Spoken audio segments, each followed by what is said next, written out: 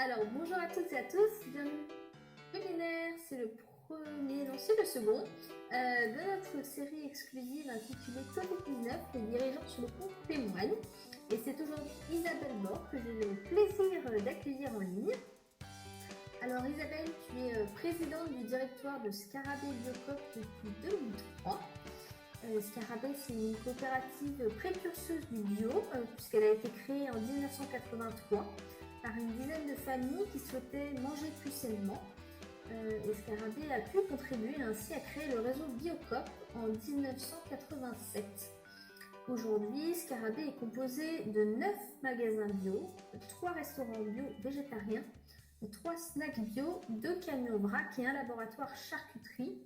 Tout ça dans la région rennaise, autour de Rennes, et pas moins de 250 scarabéens qui sont les collaborateurs scarabées. Voilà, ils s'appellent les scarabéens, donc ne soyez pas surpris si Isabelle emploie ce terme.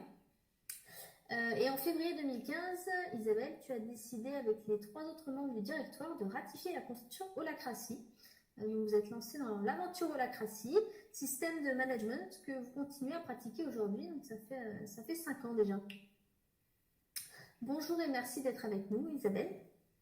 De rien, avec plaisir. Alors, je vais tout d'abord te poser quelques questions préparées, puis ensuite on passera à la période de questions-réponses avec les participants. Encore une fois, chers participants, si vous avez des questions, vous pouvez les poser dès maintenant, ou bien après, une fois qu'on aura terminé la présentation, je les prendrai par ordre d'arrivée. Alors, première question pour toi, Isabelle, quel est l'impact du Covid-19 sur votre activité ? La part des effectifs que vous avez pu mettre en télétravail, ceux qui continuent de travailler dans vos locaux et puis ceux que vous avez dû mettre en chômage partiel. Ok, alors l'impact sur notre activité, ça a été finalement la fermeture des restaurants et des magasins, des restaurants et des snacks, et puis un redéploiement de la clientèle qui s'est fait complètement différemment de ce qui existe aujourd'hui. Alors c'est vrai que la fermeture des 3 restaurants et des 3 snacks représente, on va dire, entre 5 et 7% de chiffre d'affaires en moins pour la structure. On a par contre l'avantage, entre guillemets, c'est qu'on a pu s'organiser avec les équipes des restaurants pour pouvoir les basculer sur les magasins et pour pouvoir compléter les équipes des magasins qui n'étaient pas toutes présentes depuis le début de cette crise. Ce qui fait que jusqu'à présent, quasiment, on n'a mis personne en chômage technique puisque ces personnes sont vraiment venues renforcer les personnes en magasin. Voilà. Donc, on va dire qu'au niveau chiffre d'affaires, on est sur un moins 5, moins 7 de ce qui était prévu pour 2001. Donc, moi, je dis qu'on n'a absolument pas à se plaindre parce qu'on s'en sort plutôt très bien puisque nous sommes dans l'alimentaire et donc nous avons eu la possibilité de rester ouverts. Le déploiement des clients s'est fait différemment parce que, en fait, depuis 4 ou 5 ans, moi j'ai opté pour une politique de développement de magasins de proximité. C'est-à-dire qu'on a 3 gros magasins dans la périphérie de Rennes, 2 magasins à l'extérieur de Rennes, qui sont des magasins de proximité dans des petites villes, et j'ai ouvert des magasins dans les quartiers de Rennes. Et finalement, je me suis rendu compte que cette politique, elle était complètement en adéquation avec la demande de nos sociétaires, 55 000 sociétaires sur la ville de Rennes, et puis les préconisations de l'État, puisque l'État a préconisé de faire ses courses au plus proche.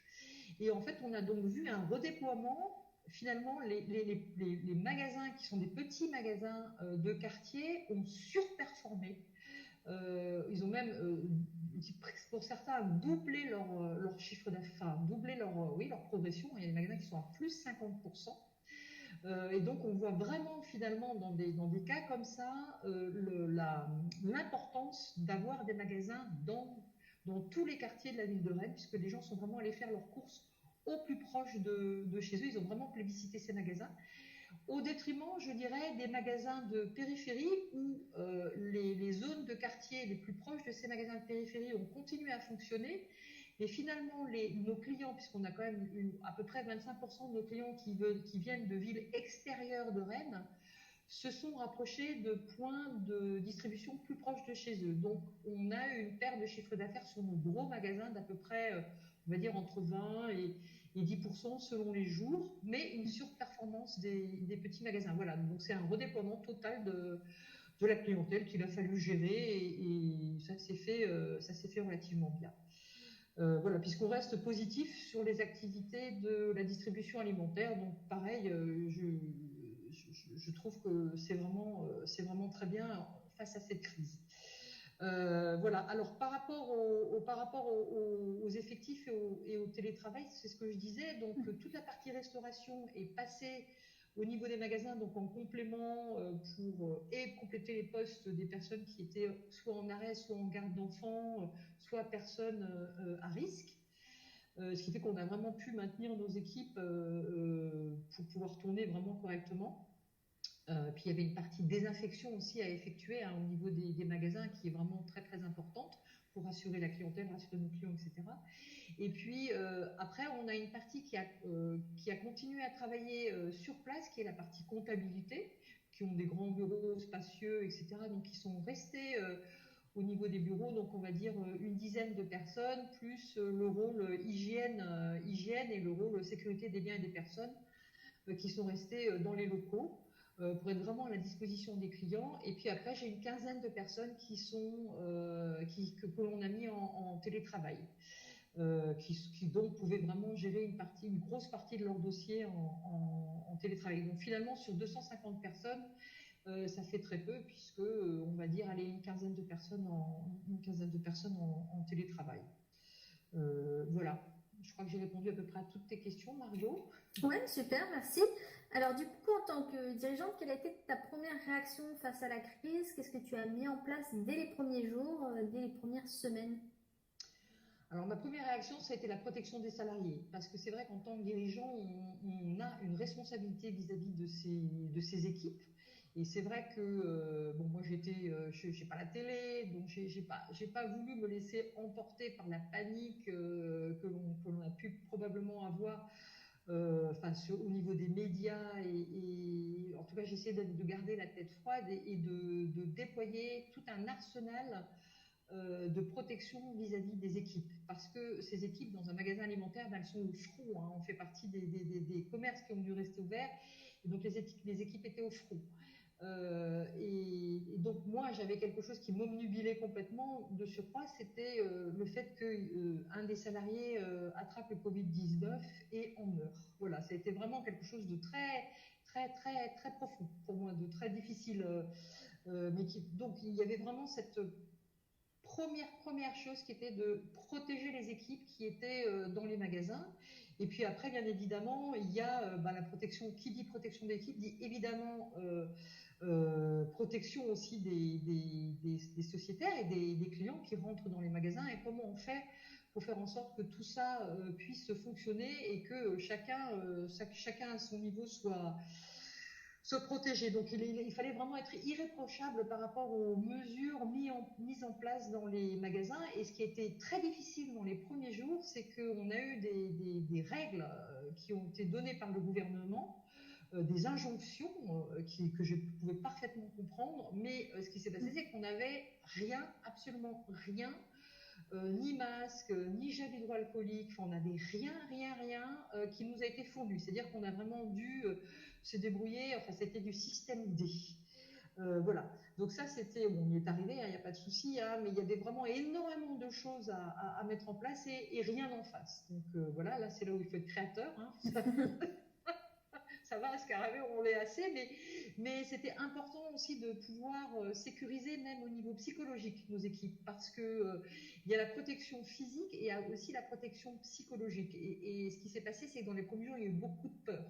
Beaucoup de peur de la part des équipes, avec donc beaucoup d'arrêts maladie. Moi, je ne critique pas, hein, les gens ont peur.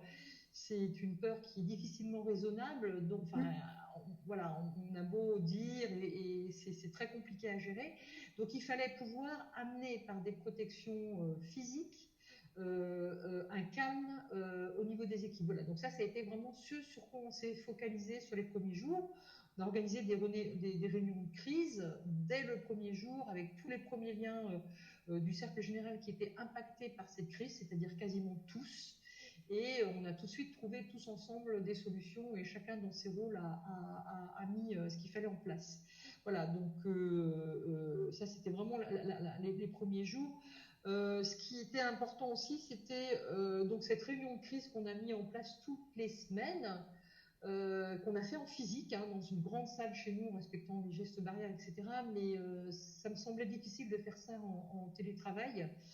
Il fallait qu'on puisse échanger, discuter, etc. On a mis un lien, enfin une communication très très importante en place entre les ressources humaines et les équipes pour justement pouvoir répondre à toutes leurs inquiétudes et avec une lettre en direction des équipes, enfin un mail en direction des équipes qui est parti tous les jours et qui permettait de tenir les équipes au courant s'il y avait des nouvelles directives à appliquer, et tout ce qu'on était en train de faire en fait finalement pour qu'ils soient vraiment rassurés sur la partie pratique mais aussi la partie pérennité de l'entreprise, parce que la deuxième peur qui est arrivée derrière c'était oui mais l'entreprise ne va pas perdurer donc je vais perdre mon travail. C'est d'abord j'ai besoin d'être rassuré par rapport à ma santé et j'ai besoin d'être rassuré aussi par rapport à la pérennité de l'entreprise. Et donc, on a très rapidement communiqué sur le fait que l'entreprise n'était pas en danger, qu'il y avait des choses à faire, hein, au niveau économie, etc., parce qu'on était en dessous de notre prévisionnel global, mais qu'en tout cas, les personnes garderaient leur travail. Et voilà. Donc, il fallait vraiment, je dirais, rassurer. Et ça, c'est quelque chose qu'on a fait aussi très rapidement. On a travaillé la main dans la main avec le CSE, hein, sur des communications, où on était directoire et CSE. Ça, c'était vraiment important aussi, hein. Bon, au niveau des magasins, je ne parle pas de tout ce qui a été mis en place au niveau des magasins, mais c'est très contraignant. Il faut savoir que nos magasins sont désinfectés totalement toutes les demi-heures par des personnes qui ne font que ça. Enfin voilà, c'est vraiment un rajout au niveau du planning. Et en parlant de planning, il a fallu redistribuer tous les plannings des magasins, puisque du coup, on a fait un contrôle du nombre d'entrées dans nos magasins.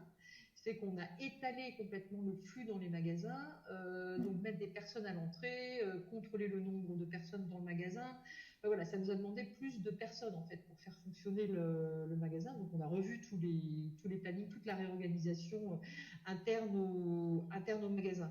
Et puis interne et externe, puisqu'il a fallu aussi créer des zones de livraison au niveau des fournisseurs pour que les fournisseurs ne rentrent plus dans le magasin, mais qu'on ait des zones neutres pour une fois de plus protéger les personnes qui faisaient la réception de commandes en magasin. Bien évidemment, on a fourni tout ce qui était visière.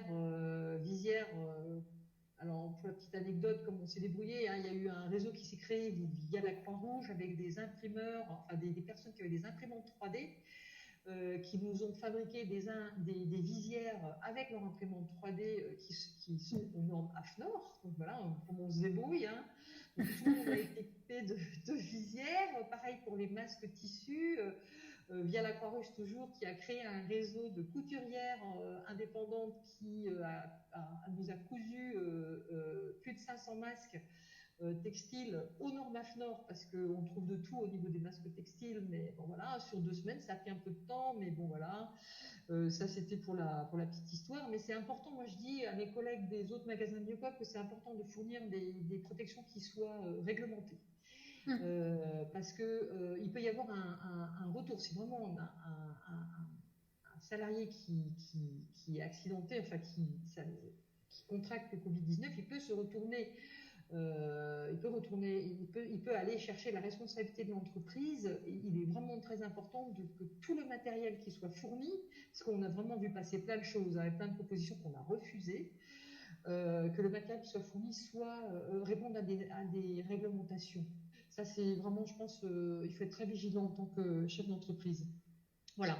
Et puis après, ce qu'on a fait, c'est que, évidemment, nous, au niveau du directoire et des différents rôles concernés, on a refait un calcul du prévisionnel d'activité de l'entreprise avec un atterrissage à fin 2020, hein, pour pouvoir voir après qu'est-ce que l'on devait, si on devait aller chercher des pistes d'économie, prendre les mesures nécessaires, hein, pour aussi arriver à ce prévisionnel 2020 que l'on a ciblé.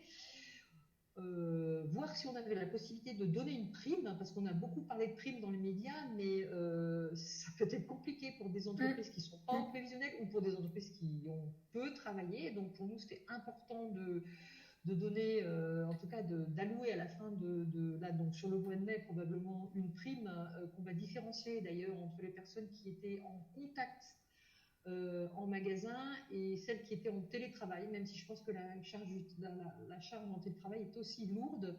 Il n'y a pas cette notion de contact direct et de risque de maladie. Donc on est en train de voir comment on peut, et légalement c'est possible, hein, différencier le niveau de prime en fonction de la dangerosité finalement des postes qui ont été tenus lors de cette crise. Voilà, c'est important. Les salariés, on l'a fait avant que les salariés nous le demandent, et je pense que c'est une réelle motivation pour les équipes de savoir qu'elles vont être reconnues dans ce moment assez particulier. Moi, dans mon rôle de premier lien du cercle général, j'ai demandé à tous les premiers liens de me proposer des pistes d'économie que l'on actera ou pas. On fera le point là. On a une première situation au 30 mars, mais on n'avait que 15 jours en confinement. Hein, on actera au fur et à mesure. Je disais donc un lien très, très intense avec le CSE, la communication avec les équipes, bien évidemment, j'en ai déjà parlé. Et puis ce qu'on a fait aussi, c'est qu'il y a eu un moment où on a eu vraiment beaucoup de personnes en arrêt maladie. Et du coup, moi, j'ai été chercher au niveau des personnes qui étaient en télétravail la possibilité de les activer pour aller en magasin. Donc ça s'est fait. Hein. Il y a encore deux, trois personnes cette semaine qui sont des personnes qui sont, on va dire, des fonctions support et qui sont allées travailler en magasin. L'idée, c'était vraiment d'avoir le moins de chômage partiel possible et de faire travailler tout le monde, quitte à aller chercher des personnes dans les bureaux. Et aussi, ce qu'on a fait, c'est qu'au niveau du directoire, on s'est partagé toutes les semaines le tour de toutes les activités. Et donc, on est allé chacun dans nos rôles de directoire voir les personnes en magasin et vraiment discuter individuellement avec chaque personne pour leur demander comment ils allaient. On va dire que c'est un soutien psychologique, mais aussi leur montrer que nous, on n'était pas derrière nos ordis protégés et qu'on les envoyait au front, mais de leur dire que nous, on était là aussi et qu'on prenait soin d'eux. Et il y a eu une vraie discussion qui s'engageait avec chaque personne. Voilà, et on a fait ça toutes les semaines, 2 fois par semaine, on a fait le tour des sites. Voilà, et ça, je trouve que c'est vraiment important. Parce que j'ai entendu des personnes dire à leurs équipes, moi, je reste chez moi, je suis une personne clé, je reste chez moi et vous bossez. Et je pense que c'est vraiment pas la bonne solution. Faut être au front, même si on n'était pas au front à 100% dans les magasins, mais montrer que on peut être aussi en magasin. Voilà, en gros, ce qu'on a mis en place. Ça fait pas mal de choses et on voit vraiment l'implication de chacun. Du coup, si tu devais faire face de nouveau à une telle crise, est-ce qu'il y a des choses que tu changerais? Autrement dit, est-ce qu'il y a des enseignements que tu tires de cette situation? Alors, oui, je pense que de toute façon, on aura d'autres crises, ça c'est clair. Alors, les enseignements, c'est que le télétravail, c'est pas facile, parce qu'on a effectivement, on a beaucoup parlé des personnes qui étaient en face à face avec la clientèle et donc plus sensibles, enfin, avec des possibilités d'attraper plus ce Covid-19. Mais moi, je me suis rendu compte que finalement, le télétravail, c'était difficile aussi et qu'il y avait vraiment une attention particulière à amener aussi aux personnes qui étaient en télétravail.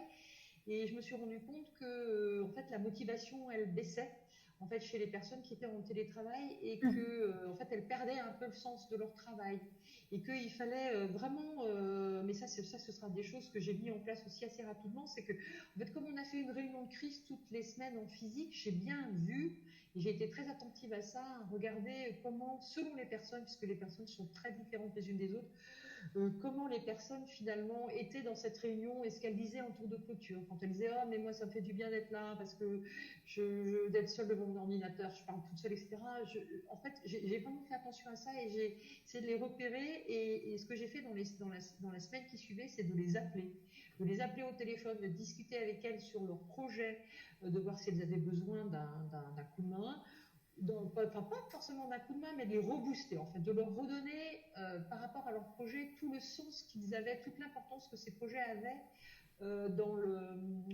pour que l'entreprise puisse continuer à travailler. Donc remettre du sens au travail, parce que c'est vrai que quand on est tout seul derrière son ordi, on peut perdre le sens finalement, et remettre aussi ce projet dans les projets collectifs aussi, de dire que si ce projet-là il avançait pas, ben, collectivement il y aurait un manque en fait. Donc voilà, beaucoup redonner de sens. On va avoir une discussion par rapport à ça, puis avoir une discussion aussi en discutant de tout et de rien. Parce que je trouve que ça, c'est important. Quand on est au boulot, finalement, au bureau, on travaille, mais dans les couloirs, on va discuter de tout et de rien avec ses collègues. Et c'est ça aussi qui fait qu'une équipe, elle est soudée. Et bien moi, c'est ce que j'ai fait avec mes premiers liens. J'ai discuté de tout et de rien.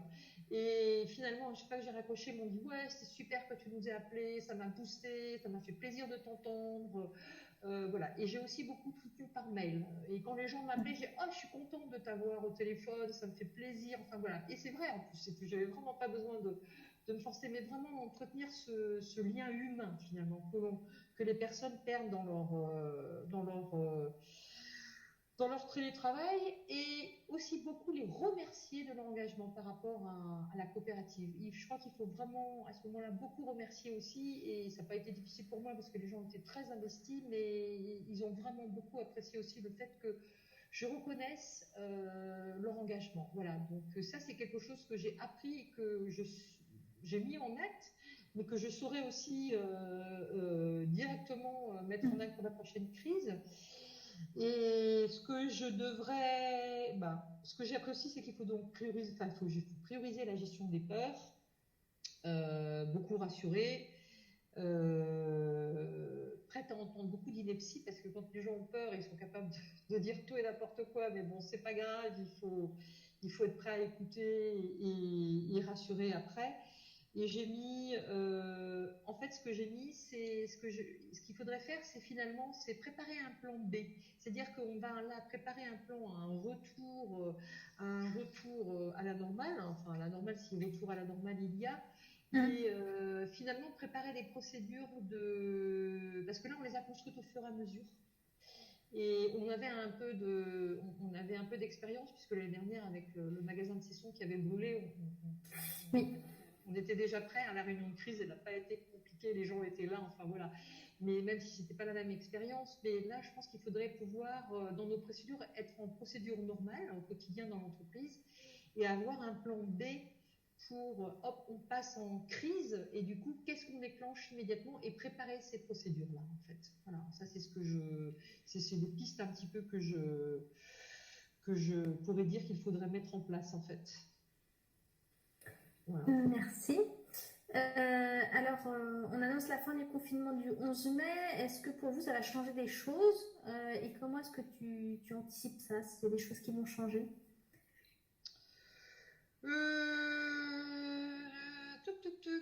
Qu'est-ce que j'ai raconté là-dessus? Oui, qu'est-ce qui va changer? Je pense que chez nous, il y a, enfin, à part la réouverture des snacks et des restaurants, où là, effectivement, il faut qu'on travaille cette réouverture en pensant toujours gestes barrières, etc. Donc ça, c'est quelque chose qui va vraiment falloir retravailler maintenant, hein. On est déjà sur ces dossiers-là, d'ailleurs, hein. On a déjà rouvert lors de la dernière gestion de crise. Au niveau du fonctionnement des magasins, je pense qu'il n'y a pas grand-chose qui va changer, parce qu'on va rester pendant assez longtemps sur ces gestes barrières à effectuer. Donc là-dessus, moi, je ne vois pas le bout du changement, hein, honnêtement. Je dirais que la crise du Covid, alors, nous a permis, on avait prévu un déploiement, on avait commencé un déploiement de vente par Internet. Du coup, on a accéléré cette vente par Internet, parce que là, je pense qu'il va y avoir vraiment enfin, il y a eu, on a vu, il y a eu un véritable changement au niveau des pratiques des clients et des sociétaires, hein, qui nous ont très vite questionné sur est-ce qu'on pouvait leur proposer un service via le e-commerce. Donc, nous, on avait un magasin qui était en e-commerce, on en a passé 5 pendant la crise, mais par contre, on n'a pas réussi à trouver de solution de livraison. Sur elle, c'était compliqué. Donc là, il faut qu'on prévoie, voilà, absolument immédiatement une livraison, de pouvoir continuer ce service avec une livraison à domicile. Et après, au niveau du développement, de la stratégie de développement global de l'entreprise, en fait, je ne vais rien changer parce que finalement, d'avoir visé un développement quartier par quartier,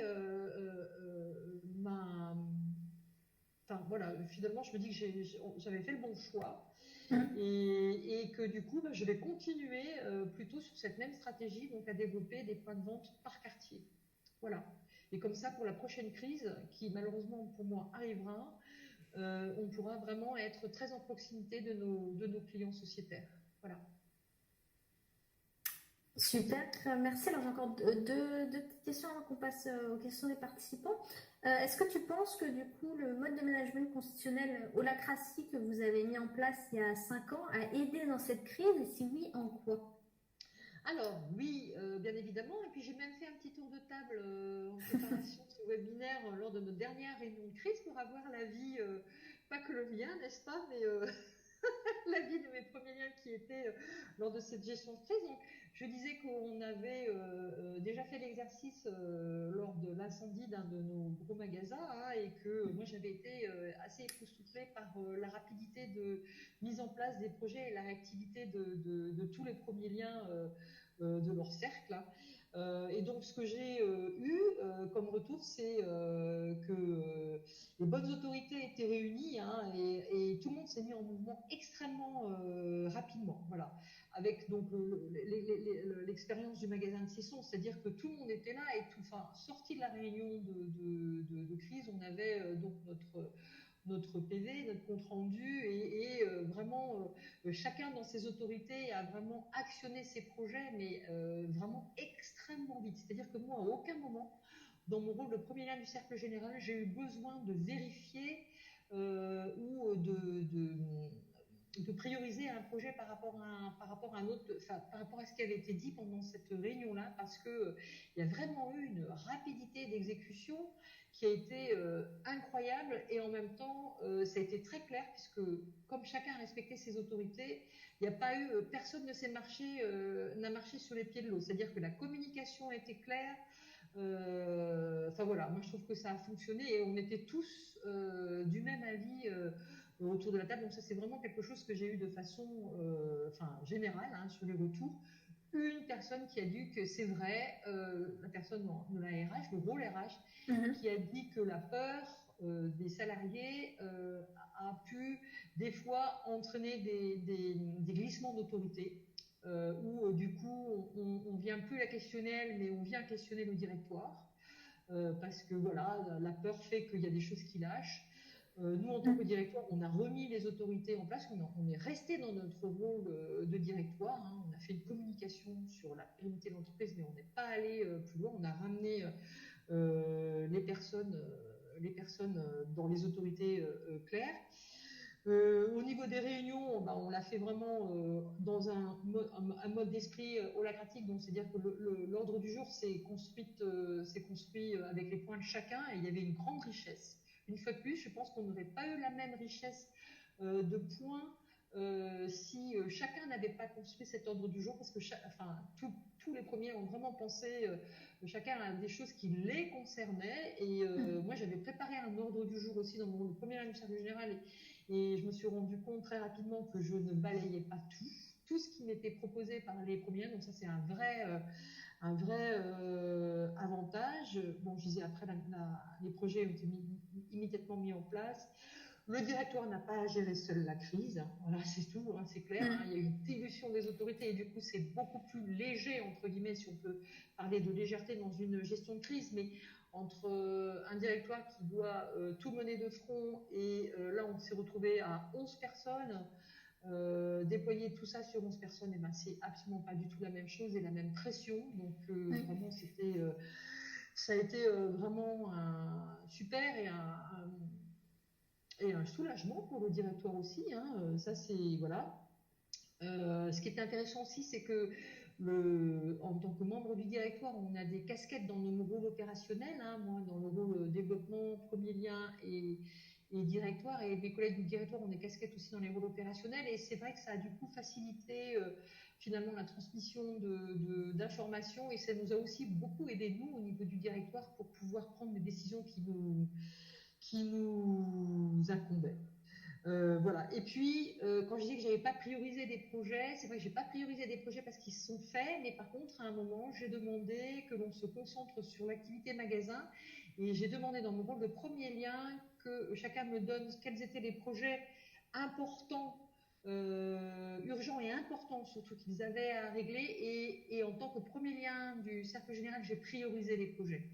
Et ça, c'est l'holacratie qui permet ça, enfin aussi d'être dans ce mode de priorisation, puisque en ayant une vision globale de tous les projets des premiers liens et de chaque projet qu'ils ont eux, moi ça m'a permis de tout recentrer et d'être vraiment hyper efficace par rapport à la gestion de crise, en sachant que Scarabée ne s'est pas continué à tourner puisqu'on a continué à travailler selon le temps imparti à chacun sur des projets pour faire avancer l'entreprise. Voilà ce que j'aurais à dire du mode holacratique. Je suis ravie. Pour la deuxième Tant fois, mieux. vraiment. Ouais. Mais je crois que c'est dans ces gestions de crise qu'on voit vraiment, que se révèle Oui, vraiment c'est ça. l'efficacité de ces processus. Oui, Ouais. dans le quotidien, on se rend plus compte en fait. Oui, c'est pour nous, c'est normal en fait. Voilà. Du coup, donc, tu as dit tout à l'heure que tu envisageais plusieurs crises. Est-ce que du coup, tu envisages d'aller encore plus loin dans votre transformation de management pour vous préparer justement à ces crises à venir? Oui, alors j'en ai touché deux mots tout à l'heure, hein. Je disais que, en fait, on a notre fonctionnement normal, etc.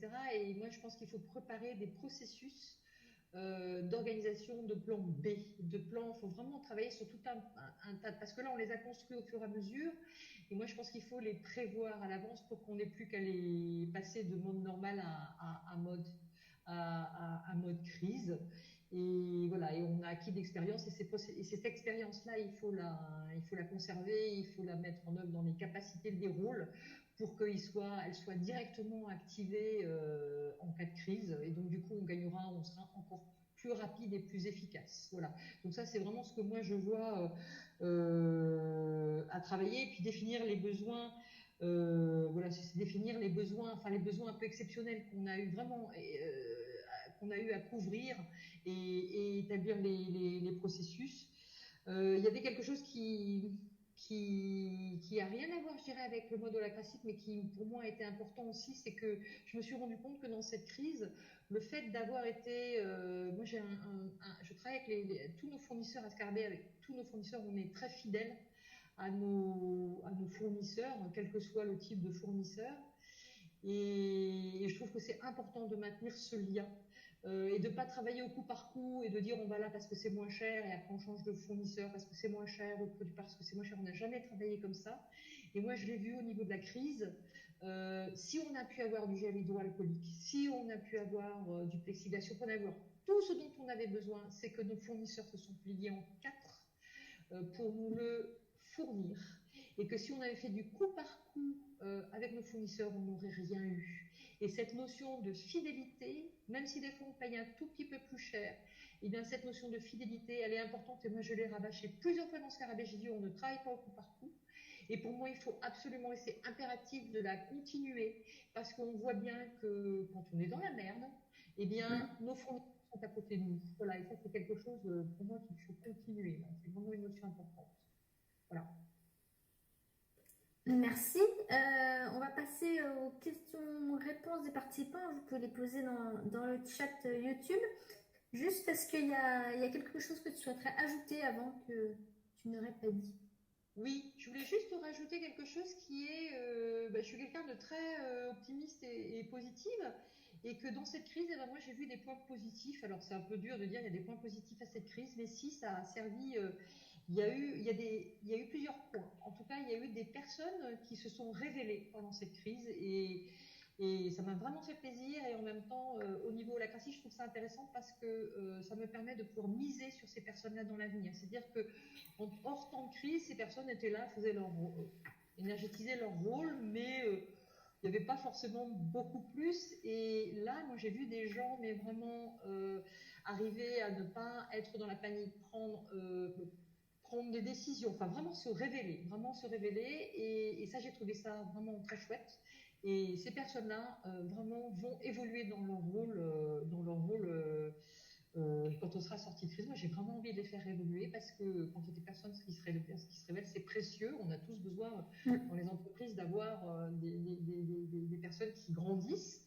Et voilà, elles se sont révélées d'elles-mêmes. À l'inverse aussi, le point un peu négatif, c'est qu'on avait misé sur quelques personnes qui n'étaient pas au rendez-vous. Donc là, il y aura quelques petites choses à revoir aussi. Mais moi, je vois plutôt le côté positif de révélation de certaines personnes.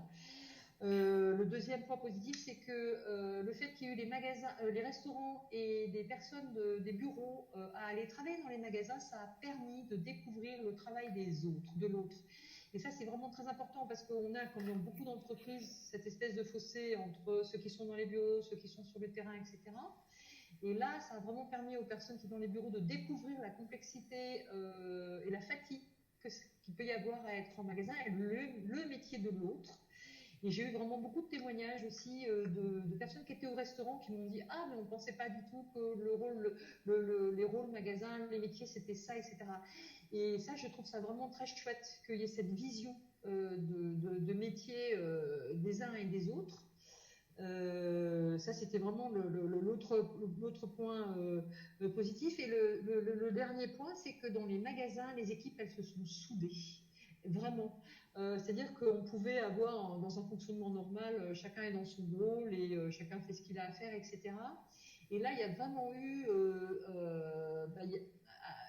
un esprit, on est tous ensemble, un esprit dans l'adversité, on va dire, qui a vraiment soudé les équipes. Alors, les petites équipes, on n'avait pas trop de soucis, mais quand on arrive à une équipe de 30 personnes sur un magasin, 30 ou 35, on a toujours effectivement des plans qui se font. Et là, du coup, j'ai revu quelque chose qui s'est soudé et j'ai trouvé ça extrêmement positif avec des gens. Ce qu'on aurait dû toujours avoir dans la coopérative, mais qui malheureusement se perd quand les équipes grandissent, c'est je sors de mon rôle et je viens te donner un coup de main. Voilà. Et ça, j'ai trouvé ça super aussi et super précieux et j'espère qu'on pourra le garder. Voilà, 3 points positifs quand même. Ça en fait déjà. Oui, c'est beaucoup. C'est bien. Merci Isabelle. Alors, on va passer aux questions des participants. Il y en a déjà une de Alex Marco qui te remercie déjà pour ta transparence et tes explications et qui se demande si la structure holacratique a changé, en particulier si ont émergé ou au contraire disparu à la suite de cette crise. Et sinon, est-ce que vous pensez que certaines personnes, dont vous éventuellement, ont cassé cette structure pour répondre aux besoins urgents et qu'au contraire, les rôles définis par le passé étaient assez flexibles pour représenter correctement ce qui s'est passé au niveau autorité et prise de décision? Ok. Alors, j'ai noté, donc la structure holacratique, elle n'a pas changé parce que ça a été très compliqué de faire des réunions de cercle général. Hein, donc, on en a prévu une lundi prochain. Enfin non, le 11, lors du confinement, on se retrouve pour une réunion du cercle général, mais par contre, on a incité tout le monde à... Par contre, ce qui s'est passé, c'est qu'il y a effectivement des choses qui ont émergé, ça bien évidemment, et donc tout le monde a été... Enfin, on a incité tout le monde à noter les tensions, à noter des projets et à amener des choses en gouvernance. Donc la prochaine réunion holacratique, donc du 11 mai, je pense qu'il y a vraiment des choses qui vont changer, ça va se peaufiner en fait, hein, et avec peut-être des autorités qui vont disparaître, enfin voilà, des rôles ou des rôles qui vont apparaître. Mais on l'a pas fait, là en cours de gestion de crise. Donc c'était difficile de gérer des réunions en télétravail, des réunions du cercle général en tout cas.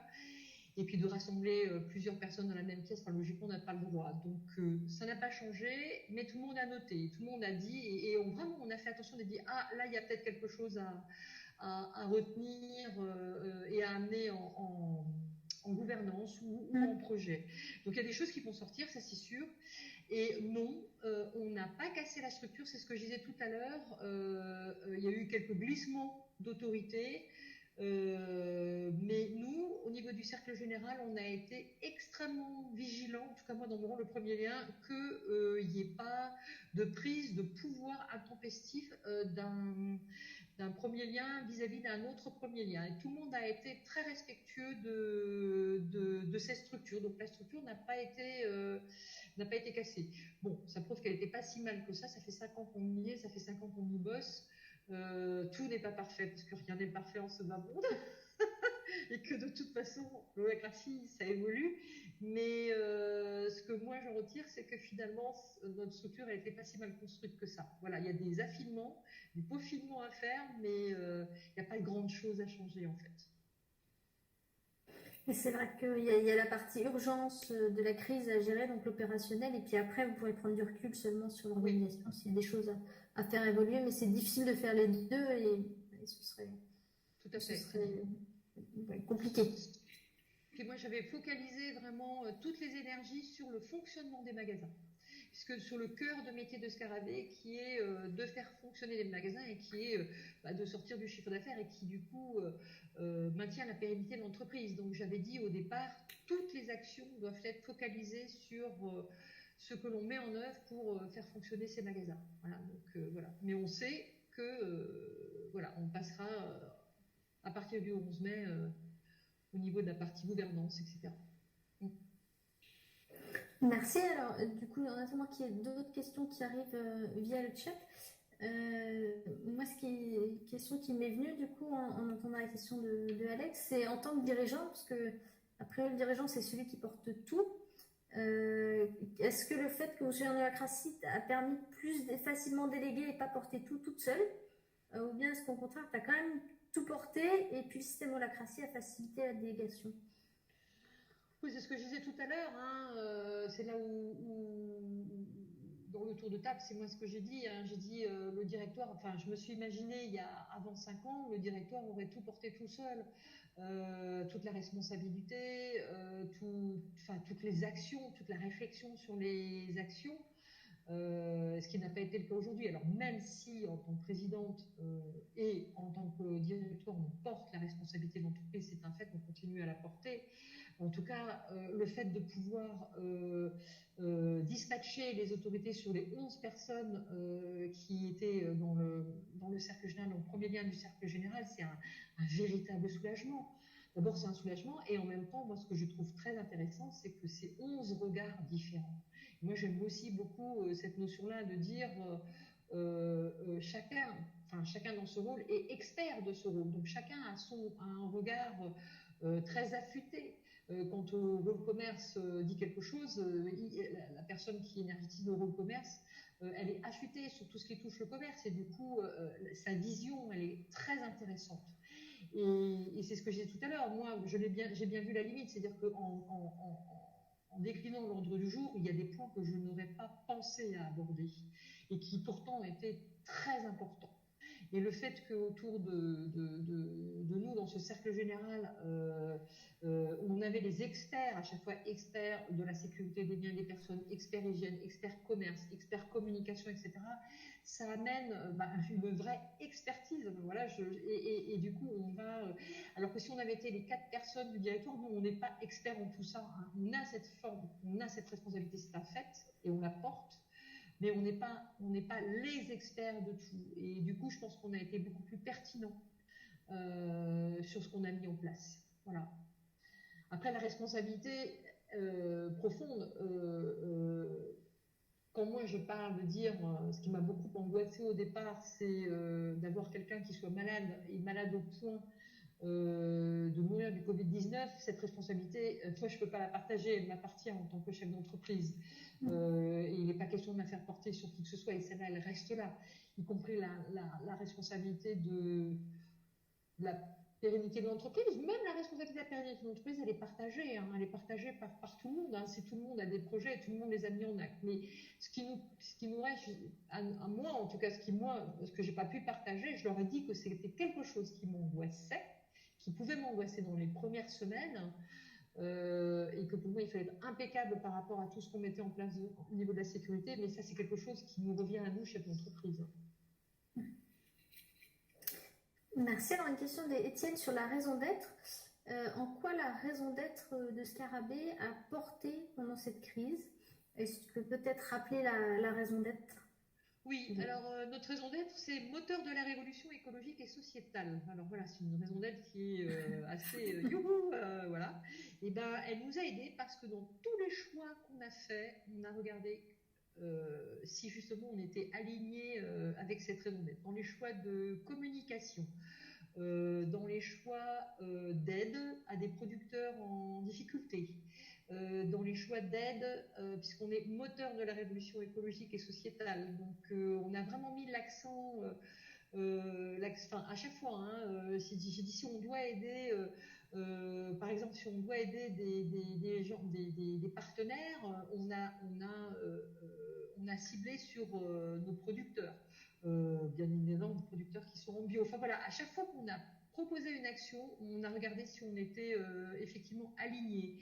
Il y a des actions qu'on a, alors je sais plus lesquelles parce que mais il y a eu un moment où on aurait pu faire un choix et qui était simple, et finalement on l'a pas fait parce qu'on a dit non, c'est pas aligné avec notre raison d'être. Donc notre raison d'être, elle ne nous a jamais quittés en fait, et ça a été c'était important pour nous cette raison d'être parce que en fait c'était le cadre quelque part, le cadre de nos prises de décision.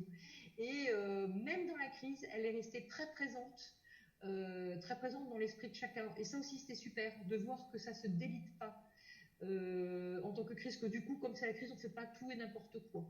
Dans le choix par exemple, dans le choix des masques, hein, on a dit non, il faut que ce soit impeccable. On ne peut pas aller prendre n'importe quel masque. Il faut que ces masques soient agréés, parce que nous, on a une responsabilité en tant que chef d'entreprise, mais on va être sûr que ces masques soient une vraie protection pour nos équipes, qu'on ne leur donne pas quelque chose qui les tranquillise, mais qu'en fait, on les met en danger.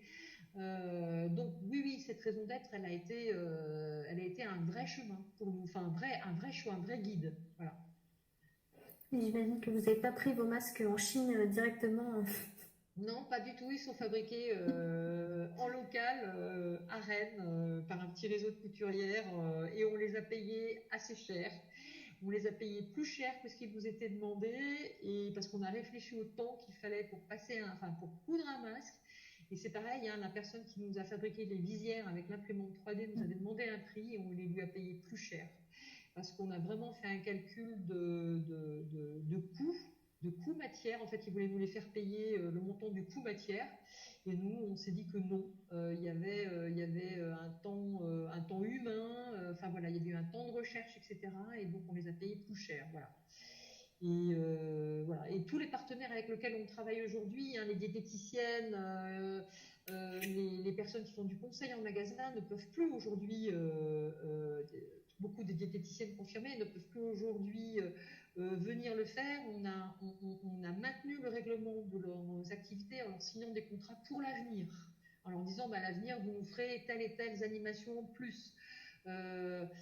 Les personnes, on a des cours de yoga qui sont dans Scarabée, on a d'autres choses qui sont dédiées aux salariés hein, qui aujourd'hui sont plus activés. Ben alors on a essayé de mettre en place des choses par Internet pour que les gens puissent continuer à faire du yoga. Il y a des cours par Internet qu'elles nous envoient par Internet, mais en même temps on a payé des prestations, on a réfléchi à des prestations supplémentaires pour que ces personnes qui étaient vraiment très impactées par le fait de ne plus travailler avec nous, puissent continuer à vivre voilà, sur des prestations futures. Voilà, on a cherché partout, dans tous les moyens, la possibilité d'être calé avec notre raison d'être. Et quand je parlais de fidélité aux fournisseurs, ça fait partie aussi hein, de notre raison d'être, en fait. Et on voit bien que ben, les gens étaient présents partout, en fait. Voilà.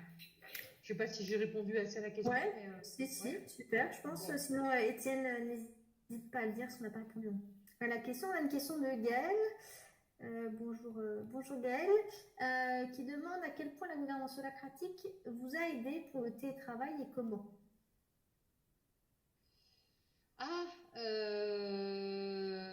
Alors, est-ce qu'elle vous a aidé pour le télétravail Ça, c'est une bonne question. Je ne pourrais pas. Je ne sais pas si elle nous a aidé spécifiquement pour le télétravail. Pour moi, que les gens soient en télétravail ou qu'ils soient au bureau, d'ailleurs le 11, on est tous là, on a décidé de tous revenir. La gouvernance, elle doit être claire à partir du moment où chacun connaît ses autorités et son domaine d'action, finalement, qu'ils soient en télétravail ou qu'ils ne soient pas en télétravail, ça ne change rien.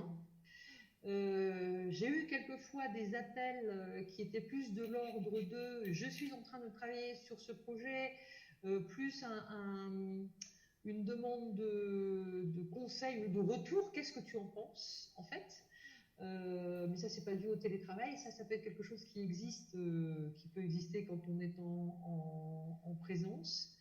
Je cherche, je... Peut-être les réunions, le rythme des réunions, le fait que les autorités Oui, soient claires, justement. oui, moi je pense que, en fait, du fait que les autorités soient claires et la priorisation des projets importants à mener, hein, eh bien chacun en télétravail avait du job et savait exactement. Finalement, c'est vrai que les personnes soient en télétravail, ça n'a rien changé pour l'entreprise puisque chacun connaissait exactement son périmètre d'action, ses domaines et ses projets. Donc du coup, c'était très clair. Moi, c'est ce que je disais au départ, j'avais pas besoin de vérifier, en fait d'être dans le truc de est-ce que tel projet est terminé, parce que ça a déroulé, parce que les autorités étaient claires en fait, tout simplement. Donc même en télétravail, ça a déroulé. La seule intervention que j'ai eue, c'est ce que je disais tout à l'heure, c'est plus pour rebooster les personnes qui, je sentais, pouvaient perdre un peu leur motivation. Quand on commence à parler tout seul devant son ordinateur, ça devient, je dis attention là, il y a un dérapage. Faut faire attention à leur santé mentale entre guillemets. Oui. Juste rebooster, mais sinon pas besoin de suivi ni de dire t'en es où de tel projet, etc. Parce que la gouvernance était tellement claire que chacun a déroulé en fait. Voilà. Et c'est là où je dis que c'est super finalement. Merci. Est-ce qu'on a d'autres questions des participants? Oui. Quentin qui demande comment chacun, dans un contexte de pression comme la crise actuelle, se souvient de ses rôles et n'empiète pas sur les autres. Eh bien, en tout cas, moi, les personnes avec lesquelles j'ai travaillé, c'est-à-dire mes premiers liens du cercle général, avaient parfaitement leur rôle en tête. C'est vrai que j'ai dit, on a mené nos réunions en mode lacratique sur certaines façons de faire, c'est-à-dire l'élaboration de l'ordre du jour, etc. Mais moi, j'ai un peu ouvert le processus parce que comme les personnes étaient en télétravail, elles avaient besoin aussi de discuter entre elles. Et en fait, c'est pour ça que j'ai rompu un peu le mode holacratique. Et ce que j'ai fait, c'est qu'en fonction des points qui étaient amenés, mais c'est d'ailleurs, on le fait un peu en mode holacratique aussi, hein, c'est que chacun donne son avis, et ça, je l'ai fait. Ça a permis deux choses. Ça a permis aux personnes de pouvoir discuter les unes avec les autres, ce qui n'était plus le cas, hein, puisqu'on n'est plus dans un bureau.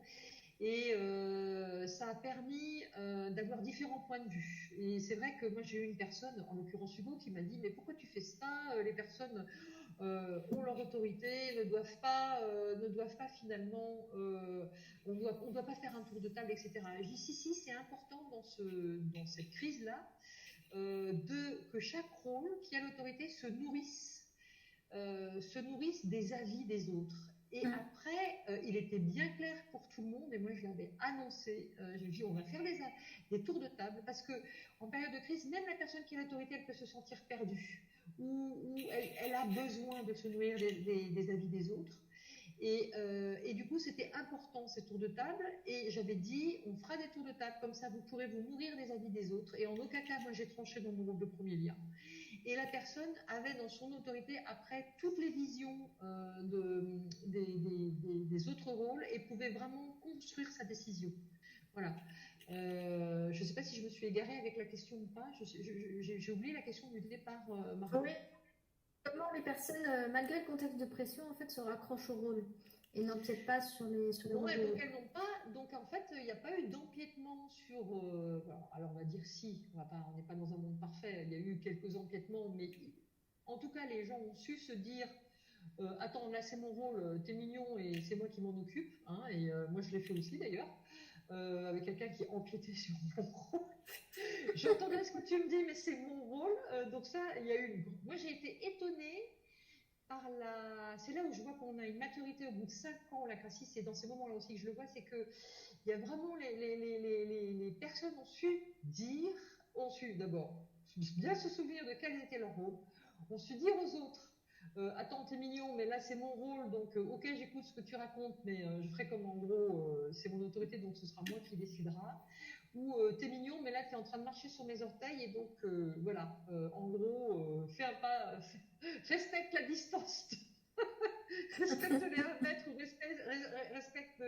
respecte mon rôle. Et ça c'est vraiment. il n'y a pas eu de tabou, il n'y a pas eu dans des sujets qui ont été amenés, il n'y a pas eu de tabou du tout, tout a été dit et ça je les ai remerciés aussi. Moi je trouve que la gestion de crise elle a vraiment amené peut-être des points qui auraient eu des difficultés à arriver à l'ordre du jour en temps normal, eh bien ces points-là ils ont été amenés et ça j'ai trouvé ça aussi super. Donc non, les personnes n'ont pas du tout oublié leur rôle et les ont défendus et ont défendu leur autorité et se sont enrichis des tours de table. Voilà. Merci Isabelle. Donc on arrive à la fin du temps qui nous est alloué. Encore navré pour ce problème de lien Zoom, mais j'ai eu l'explication. C'est que Zoom nous a enlevé notre abonnement sans nous solliciter. Donc il y a des choses qui arrivent. En tout cas, on a trouvé de secours et je te remercie Isabelle de t'être adaptée et à tous ceux qui étaient présents vous êtes adaptés. On a d'autres webinaires de planifiés, donc on en a à 15h avec le lien Zoom qui devrait fonctionner cette fois-ci avec Christian Morin qui est chef de l'entreprise nantaise Logimax Technologies. Et puis si vous êtes intéressé pour aller plus loin sur l'holacratie, il y a plusieurs pistes et notamment une formation 360 degrés pour découvrir les 4 outils clés et la mise en place de cet outil et on en organise une le 7 mai en ligne. On s'adapte aussi au confinement. Et puis sinon, on a des dates sur site, 8 septembre à Bruxelles, 12 novembre à Genève et 3 décembre à Paris. Et si vous souhaitez, comme Scarabée, transformer le management de votre entreprise, on peut aussi vous accompagner. Vous trouverez tous les détails dans l'email qui va suivre. Alors, pour terminer, Isabelle, je te propose un petit tour de clôture en quelques mots. Ton retour d'expérience au webinaire, tes apprentissages, ce que tu as envie de dire clôturer. Le webinaire, moi, voilà, pas de problème. Je te vois Margot, voilà, c'était très bien préparé par Louis. Voilà, je trouve qu'il y a moins de tension que finalement quand on a toutes les personnes en face de soi. Je trouve ça plus facile finalement comme exercice, parce que je ne vois que toi, Margot. Et donc c'est pas de souci. J'étais contente de participer à ce webinaire. J'espère franchement que ça pourra vous être utile à ceux qui ont écouté, voilà, et que vous pourrez en tirer des enseignements. Voilà, j'espère juste avoir amené ma pierre à l'édifice. Voilà, tout simplement. Pour moi. Merci beaucoup Isabelle pour ton témoignage et merci à vous pour vos questions. Au plaisir de vous retrouver à 15h ou dans d'autres webinaires ou même se rencontrer après le confinement, pourquoi pas, soyons fous, à 1 mètre de distance. Bel après-midi à vous. À très bientôt. À bientôt Isabelle.